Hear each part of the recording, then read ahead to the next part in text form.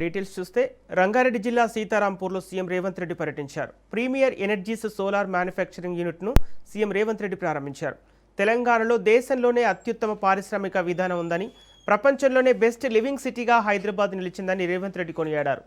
భవిష్యత్తు అవసరాల కోసం కోర్ అర్బన్ ఏరియాను డెవలప్ చేయడానికి ప్రత్యేక పాలసీస్ తెచ్చామని, నగరంలో ఉన్న పరిశ్రమలను త్వరలోనే ఔటర్ రింగ్ రోడ్ అవతలికి తరలిస్తామని సీఎం స్పష్టం చేశారు. ఔటర్, రీజనల్ రింగ్ రోడ్ల మధ్య పారిశ్రామిక వాడలు, RRR అవతల అగ్రి ఎకనామిక్ డెవలప్మెంట్ చేస్తున్నట్లు ప్రకటించారు.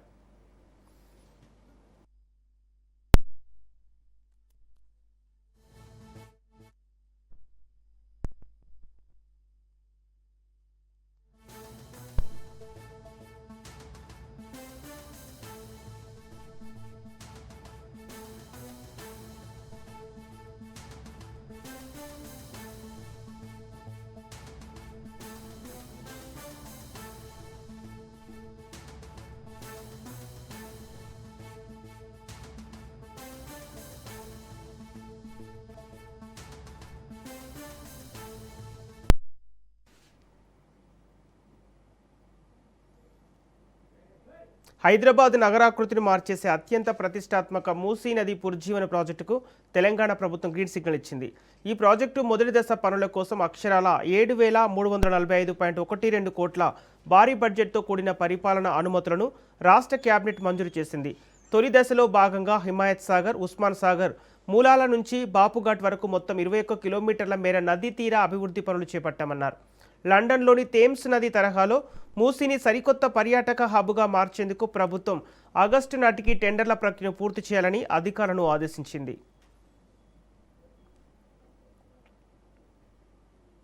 తెలంగాణలో రైతు సంక్షేమమే లక్ష్యంగా ప్రభుత్వం మరో కీలక కార్యక్రమానికి శ్రీకారం చుట్టింది. రైతులకు అన్ని రకాల సహాయ సహకారాలు అందించాలనే సంకల్పంతో ఇప్పటికే వేల కోట్ల రూపాయలను పలు పథకాల ద్వారా అందించిన ప్రభుత్వం ఇప్పుడు రైతు ఆశీర్వాద సభకు సిద్ధమవుతోంది.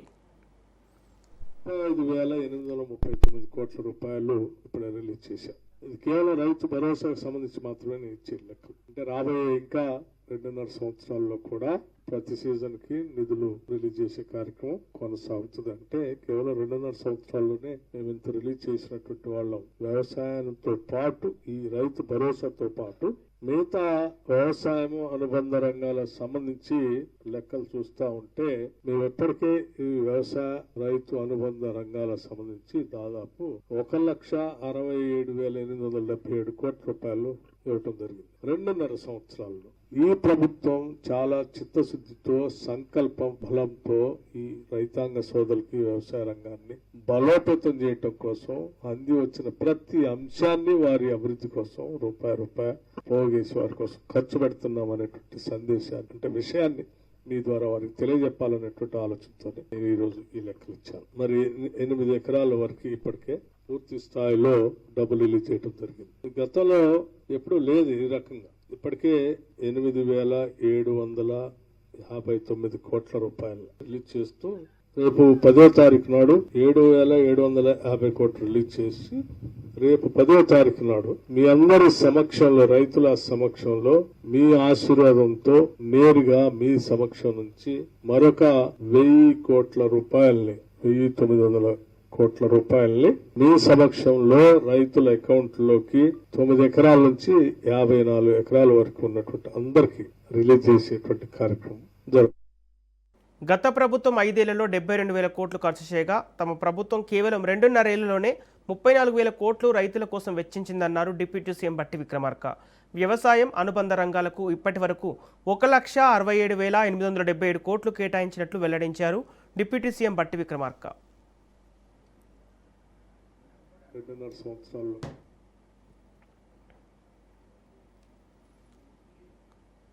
వరంగల్ కాంగ్రెస్లో నెలకొన్న అంతర్గత విభేదాలు ఇప్పుడు గాంధీభవన్కు చేరాయి. ఎమ్మెల్యే కడియం శ్రీహరిపై మంత్రి కొండా సురేఖ టీపీసీసీ చీఫ్ మహేష్ కుమార్ గౌడ్కు అధికారికంగా ఫిర్యాదు చేశారు.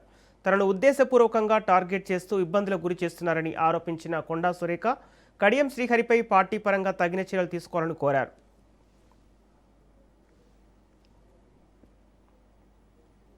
ఈ అంశంపై స్పందించిన టీపీసీసీ చీఫ్ మహేష్ కుమార్ గౌడ్ ఇరు వర్గాల అభిప్రాయాలను తెలుసుకుని వివాదాన్ని పరిష్కరిస్తామని హామీ ఇచ్చారు.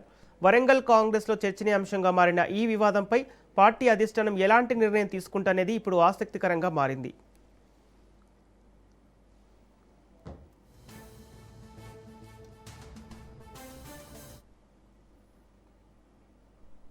ఇందిరమ్మ ఇళ్ల నిర్మాణాన్ని మరింత వేగవంతం చేసేందుకు రాష్ట్ర ప్రభుత్వం కీలక చర్యలు చేపడుతోందన్నారు మంత్రి పొంగులేటి. మంత్రులు పొంగులేటి, శ్రీధర్ బాబు స్టీల్, సిమెంట్ పరిశ్రమల ప్రతినిధులతో సమావేశమై పలు కీలక నిర్ణయాలు తీసుకున్నారు. ఇందిరమ్మ ఇళ్ల నిర్మాణంలో పరిశ్రమలు భాగస్వామ్యం కావాలని కోరిన మంత్రులు లబ్ధిదారులకు భారం తగ్గించేలా స్టీల్, సిమెంట్ ధరలు తగ్గించాలని విజ్ఞప్తి చేశారు. దీనికి పరిశ్రమల ప్రతినిధులు సానుకూలంగా స్పందించినట్లు వెల్లడించారు.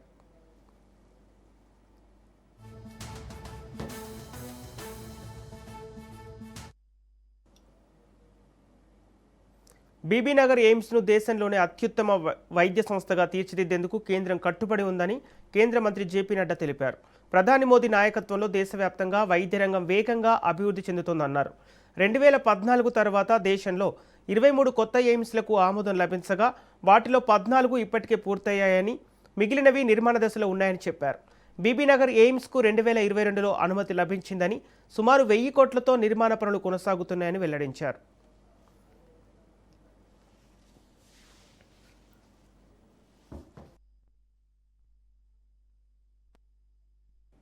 20वीं शताब्दी के अंत में अटल बिहारी वाजपेयी जी ने प्रयास किया और 21वीं शताब्दी के प्रथम 3 वर्षों में उन्होंने 6 all India institute of medical sciences create किए और 2003 के बाद से लेके या 2004 से लेके 2014 तक सिर्फ एक all India institute of medical sciences बना, रायबरेली.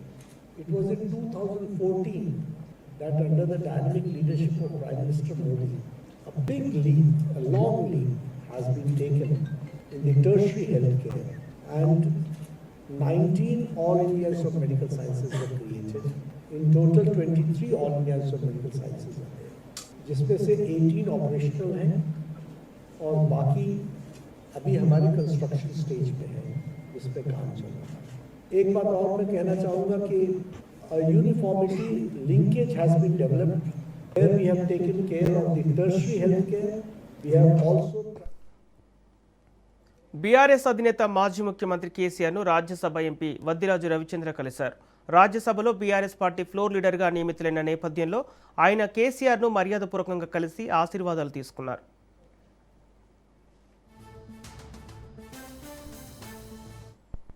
ఈ సందర్భంగా రాజ్యసభ సెక్రటరీ జనరల్కు పంపిన నియామక లేఖను కేసీఆర్ వద్దిరాజు రవిచంద్రకు అందజేశారు. రాజ్యసభలో పార్టీ వారిని బలంగా వినిపించాలని, బాధ్యతలను సమర్థవంతంగా నిర్వహించాలని కేసీఆర్ సూచించినట్టు తెలుస్తోంది.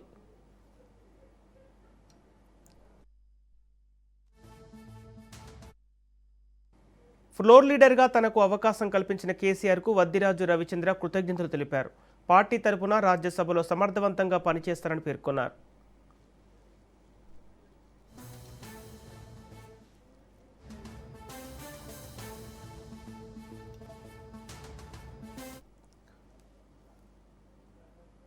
తెలంగాణలో కాంగ్రెస్ ప్రభుత్వంపై బీఆర్ఎస్ విమర్శల దాడిని మరింత తీవ్రతరం చేసింది. హైదరాబాద్లో పార్టీ నేతల సమావేశంలో మాట్లాడిన BRS working president KTR Congress party పనితీరు, సీఎం రేవంత్ రెడ్డి నాయకత్వంపై తీవ్ర విమర్శలు గుప్పించారు. ముఖ్యమంత్రి చేయించినట్లు తాము పేర్కొంటున్న సర్వేతో పాటు పలు ప్రజాభిప్రాయ సేకరణల్లో కాంగ్రెస్ ప్రభుత్వంపై ప్రజల్లో వ్యతిరేకత వ్యక్తమైందని కేటీఆర్ అన్నారు.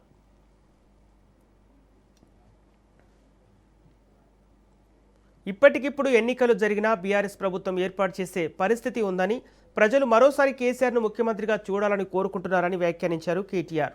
ప్రజల నుంచి వస్తున్న వ్యతిరేకతను జీర్ణించుకోలేకనే ముఖ్యమంత్రి రేవంత్ రెడ్డి ఇటీవల రాజకీయ వ్యాఖ్యలు చేస్తున్నారని కేటీఆర్ ఆరోపించారు. కాంగ్రెస్ ప్రభుత్వం సగం పదవీకాలం పూర్తయ్యేలోపే ప్రజల విశ్వాసాన్ని కోల్పోయిందని విమర్శించారు. కాగా ఇవి బీఆర్ఎస్ వర్కింగ్ ప్రెసిడెంట్ కేటీఆర్ చేసిన రాజకీయ వ్యాఖ్యలు. ఈ ఆరోపణలపై కాంగ్రెస్ పార్టీ నుంచి అధికారిక స్పందన రావాల్సి ఉంది.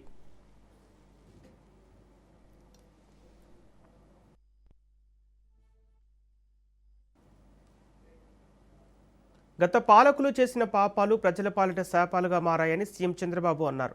నంద్యాల జిల్లా బనగానపల్లిలో పర్యటించిన సీఎం రైతులకు పట్టాదారు పాస్ పుస్తకాలు పంపిణీ చేశారు. కూటమి ప్రభుత్వం రాగానే ల్యాండ్ టైటిలింగ్ యాక్ట్ను రద్దు చేసినట్టు తెలిపారు. ప్రజల ఆస్తిపై ప్రజలకే అధికారం ఉండాలని, ప్రతి సమస్యకు పరిష్కారం చూపే బాధ్యత తాను తీసుకుంటానన్నారు సీఎం చంద్రబాబు. రౌడీలు, సంఘ విద్రోహ శక్తులను ఎవరూ ప్రోత్సహించవద్దని, కులమతాలను విభజించడానికి వీల్లేదన్నారు. 1924లో ఎక్కడ చూసినా గంజాయి పంట పండించారు, ఏజెన్సీ ఏరియాలో పండించారు, దేశానికి ప్రపంచానికి ఉత్పత్తి చేశారు. డ్రగ్స్ వచ్చాయి, ఎక్కడ చూసినా చెడిపోయే పరిస్థితికి వచ్చారు. నేను ఎన్నోసార్లు చెప్పాను, గంజాయి తీసుకున్న వ్యక్తికి తల్లికి భార్యకు తేడా తెలియదు, తల్లిదండ్రులంటే వాళ్ళు లెక్క పెట్టుకోరు. అలాంటప్పుడు ఇలాంటి వ్యక్తులు వాళ్ళని ప్రోత్సహించి ఇప్పుడు కూడా రౌడీల్ని, గంజాయి బ్యాచ్ ని, డ్రగ్స్ సేవించే వ్యక్తుల్ని, బ్లేడ్ బ్యాచ్ల్ని వైఎస్ఆర్ కాంగ్రెస్ పార్టీ ప్రోత్సహించే పరిస్థితి వచ్చింది. ఇక్కడుండే మీరు గుర్తుపెట్టుకోవాలి, 2 ఏళ్లలో ఎక్కడా లా అండ్ ఆర్డర్ ప్రాబ్లం లేదు.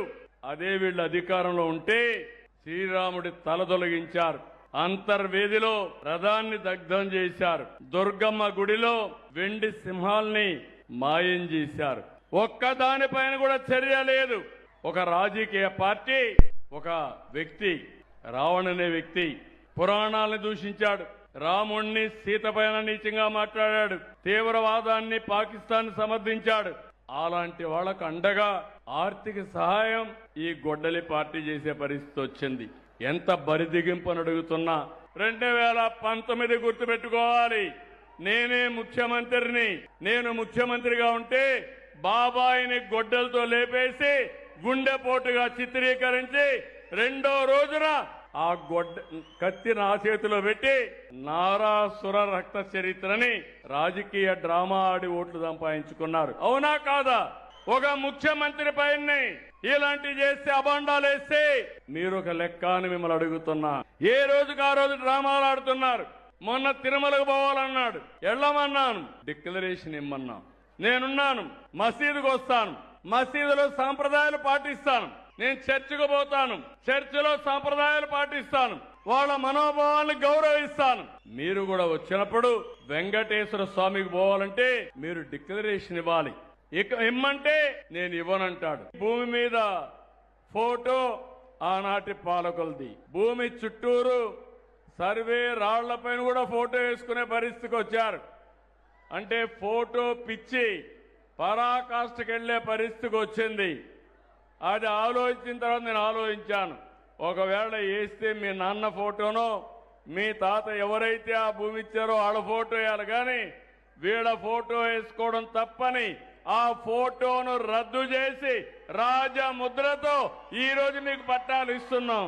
ఆ తర్వాత ఆలోచించాను, మళ్ళీ ఎవరైనా దుర్మార్గులు వస్తే ఆ దుర్మార్గులు మళ్లీ రికార్డు మార్చే పరిస్థితికి వస్తారు.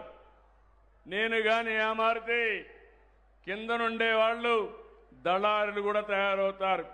మేము మీకు పట్టా ఇప్పిస్తాం, రేట్ ఎంత ఇస్తామని. అందుకే నేను ఇవన్నీ ఆలోచించి సర్వే మొదలుపెట్టాం, రీసర్వే చేస్తున్నాం. ఆ రీసర్వేలో కూడా రైతుకి ఇన్ఫర్మేషన్ పంపిస్తున్నాం. మీకు పంపించిన తర్వాత మీరు వస్తే మీ సమక్షంలో సర్వే చేపిస్తున్నాం. నీకు ఎంత భూమి ఎన్ని ప్లేసుల్లో ఉంటే అవన్నీ కూడా రాసి మీ పేరుతో ఎక్కడెక్కడున్నాయో వివరాలు రాసి మీకు అందజేస్తున్నాం. మీరు అవన్నీ చూసుకున్న తర్వాత కరెక్ట్గా ఉన్నాయని ఒప్పుకుంటే మీరు సంతకం పెడితే అప్పుడు మెడ్రాసుకు పంపించి సెక్యూరిటీ ప్రెస్లో. అనంతపురం జిల్లాలో రాజకీయ వేడి మరింత పెరిగింది. ఎమ్మెల్యే ఎంఎస్ రాజు, మాజీ ఎమ్మెల్యే తోపుదుర్తి ప్రకాష్ రెడ్డి మధ్య మాటల యుద్ధం కొనసాగుతోంది. తనపై చేసిన ఆరోపణలు నిరూపించాలని తోపుదుర్తి ప్రకాష్ రెడ్డికి ఎమ్మెల్యే ఎంఎస్ రాజు సవాల్ విసిరారు. ఆరోపణలు నిరూపించకపోతే క్షమాపణ చెప్పాలని, లేకపోతే తీవ్ర పరిణామాలుంటాయని హెచ్చరిస్తున్నారు.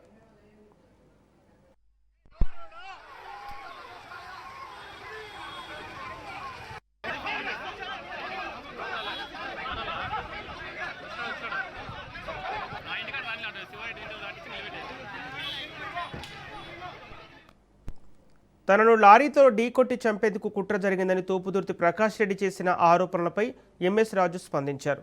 తనపై వచ్చిన ఆరోపణలకు సమాధానం చెప్పాలని డిమాండ్ చేశారు.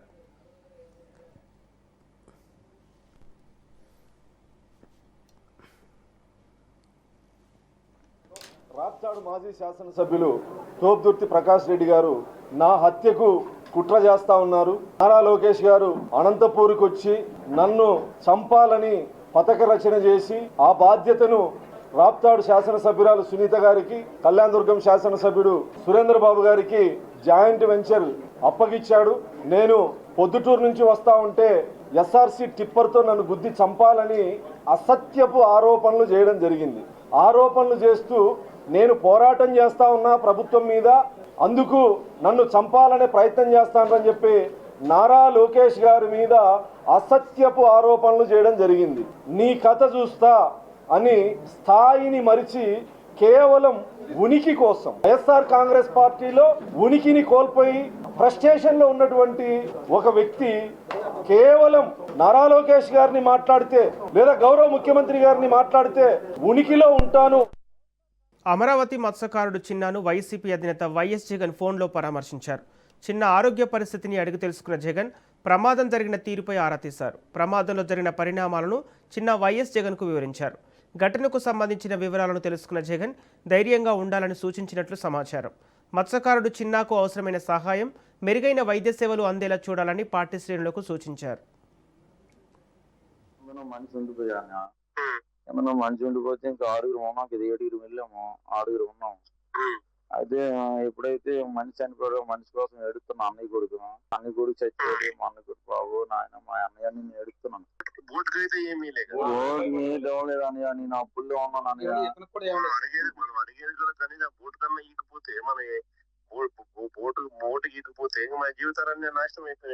నాన్న చచ్చిపోతాను అన్నయ్య.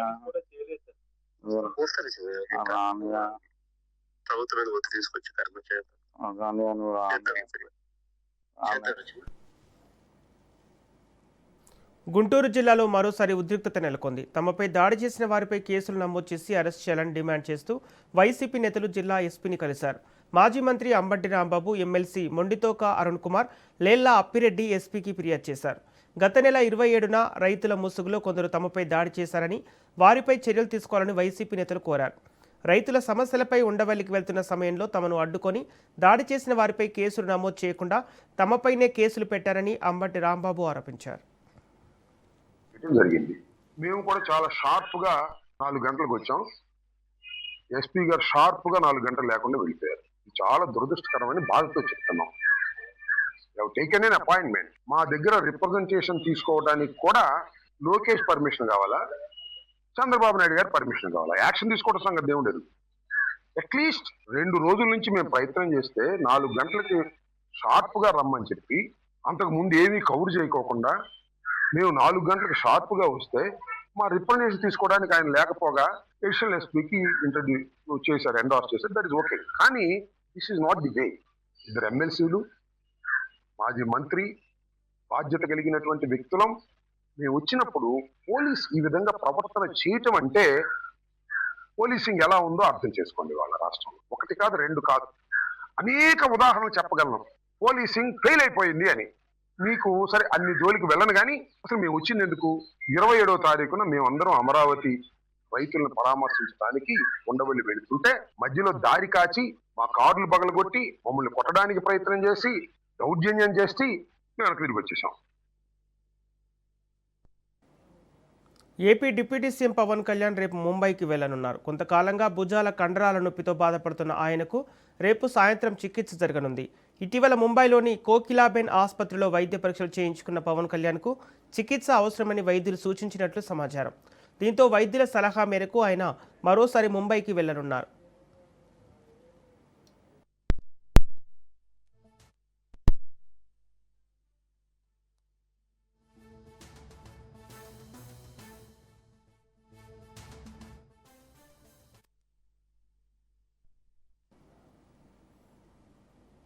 హైదరాబాద్ కుకట్పల్లిలో ఏబీవీపీ ఏర్పాటు చేసిన 78 సంవత్సరాలు పూర్తి చేసుకున్న సందర్భంగా జాతీయ విద్యార్థి దినోత్సవం పేరిట భారీ ర్యాలీ నిర్వహించారు.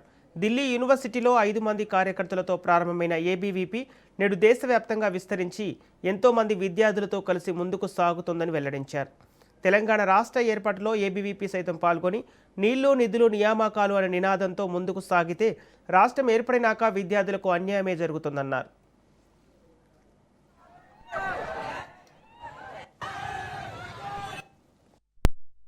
నా పేరు శ్రీనాథ్, ఏబీవీపీ.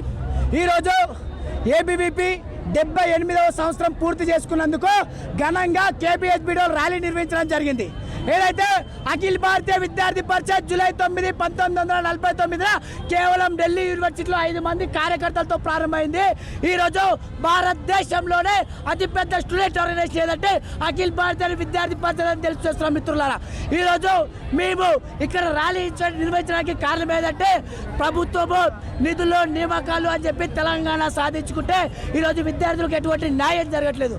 కావున దానికి నిరసనగా కేపీహెచ్బీ ప్రాంతంలో, కేపీహెచ్బీ నగరంలో ప్రతి ఒక్క విద్యార్థులు కదిలి తమ బాధలను వ్యక్తం చేసుకొని ప్రభుత్వానికి చేరే విధంగా, విద్యార్థుల సమస్యలు పరిష్కారం అయ్యే విధంగా కొట్టాడాలనే ఉద్దేశంతో ఈ ర్యాలీ నిర్వహించడం జరిగింది. బండి భగీరథకు తెలంగాణ హైకోర్టు బెయిల్ మంజూరు చేసింది. 2 ష్యూరిటీలు, ₹1,00,000 పూచీకత్తుపై బెయిల్ మంజూరు చేస్తూ హైకోర్టు ఉత్తర్వులు జారీ చేసింది. గతంలో పోలీసులు బండి భగీరథను అరెస్ట్ చేశారు. కేసులో విచారణ అనంతరం బెయిల్ మంజూరు చేస్తూ న్యాయస్థానం నిర్ణయం తీసుకుంది.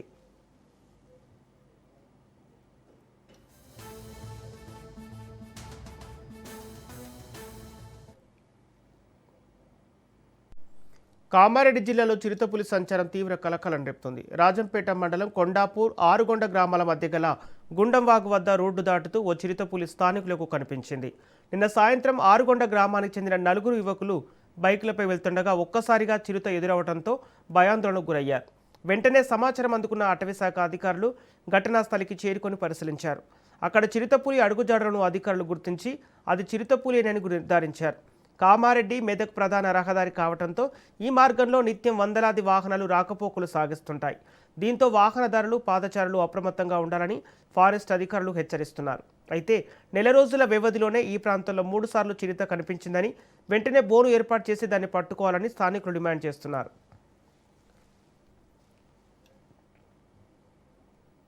తిరుమల శ్రీవారి బ్రహ్మోత్సవాలకు టీటీడీ భారీ ఏర్పాట్లు చేస్తోంది. అధిక మాసం కారణంగా ఈ ఏడాది 2 బ్రహ్మోత్సవాలు జరగనున్న నేపథ్యంలో ఏర్పాట్లపై టీటీడీ అదనపు ఈవో వెంకయ్య చౌదరి అధికారులతో కీలక సమీక్ష నిర్వహించారు. బ్రహ్మోత్సవాలకు సంబంధించిన అన్ని ఏర్పాట్లను నిర్ణీత గడువులోగా పూర్తి చేయాలని అధికారులను ఆదేశించారు. భక్తుల రద్దీకి అనుగుణంగా దర్శనాలు, భద్రత, ట్రాఫిక్ నియంత్రణ, పార్కింగ్ సదుపాయాలపై ప్రత్యేక దృష్టి పెట్టాలని సూచించారు. శ్రీవారి సాలకట్ల బ్రహ్మోత్సవాలు సెప్టెంబర్ 8న కోయిల్ అల్వార్ తిరుమంజనంతో ప్రారంభమై సెప్టెంబర్ 23న చక్రస్నానంతో ముగియనున్నాయి.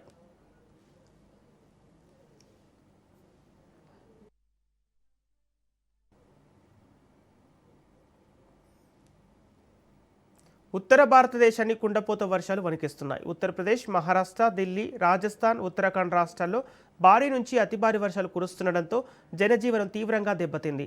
ఉత్తరప్రదేశ్లోని గజియాబాద్, నోయిడా ప్రాంతాలు భారీ వర్షానికి జలమయమయ్యాయి.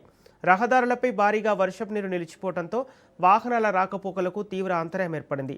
మరోవైపు మహారాష్ట్రలోని ముంబై, రాయ్గఢ్, పూణే జిల్లాల్లోనూ వాన బీభత్సం సృష్టిస్తోంది. పలు లోతట్టు ప్రాంతాలు నీట మునిగాయి. దేశ రాజధాని ఢిల్లీలో రాత్రి నుంచి ఎడతెరిపి లేకుండా వర్షం కురుస్తుండటంతో ప్రధాన రహదారులు జలమయమయ్యాయి.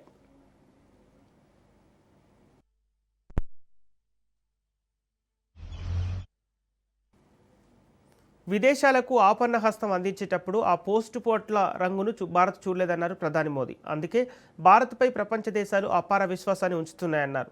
ఇటీవల భూకంపంతో కాకావికలమైన వెనుజులాలో భారత్ చేపట్టిన ఆపరేషన్ అమిస్తాద్ను మోదీ ప్రస్తావించారు. ఆస్ట్రేలియాలో మెల్బోర్న్ మీట్స్ మోదీ కార్యక్రమంలో ప్రవాస భారతీయుల కార్యక్రమంలో పాల్గొన్నారు. ప్రపంచంలో వేగవంతమైన ఆర్థిక వ్యవస్థగా భారత్ ముందుకెళ్తుందన్నారు.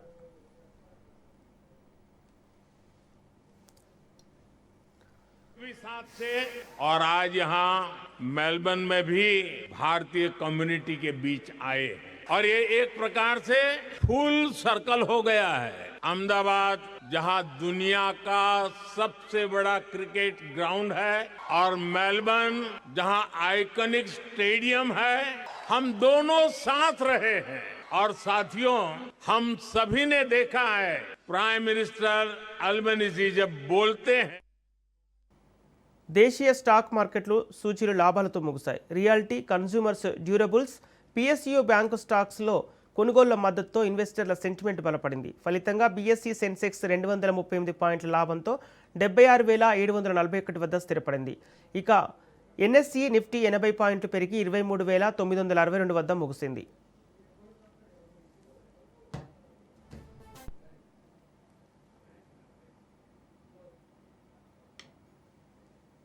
ఇవి బులెటిన్ విశేషాలు. అప్డేట్స్ కోసం చూస్తూనే ఉండండి రాజ్ న్యూస్.